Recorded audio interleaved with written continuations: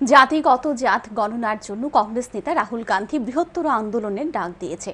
এর পেছনে মূলত কারণ হলো দেশের পশ্চাৎপদ মানুষ যাতে কোনোভাবেই বঞ্চনার শিকার না হয়, তারা যাতে তাদের সমস্ত অধিকার সঠিকভাবে ব্যবহার করতে পারে, তার জন্য এই জাত গণনা দাবি করেছে।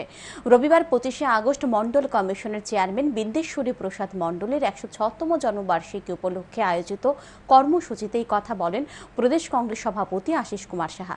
তিনি মণ্ডল কমিশনের চেয়ারম্যান বিন্দেশ্বরী প্রসাদ মণ্ডলের প্রতিকৃতিতে ফুল দিয়ে উনার প্রতি শ্রদ্ধা নিবেদন করেন। তিনি আরও বলেন, যতক্ষণ না পর্যন্ত জাতিগত জাত গণনা সম্পূর্ণ হবে ততক্ষণ পর্যন্ত কংগ্রেস দলের আন্দোলন জারি রাখতে মাঠে সক্রিয় ভূমিকা পালন করবে।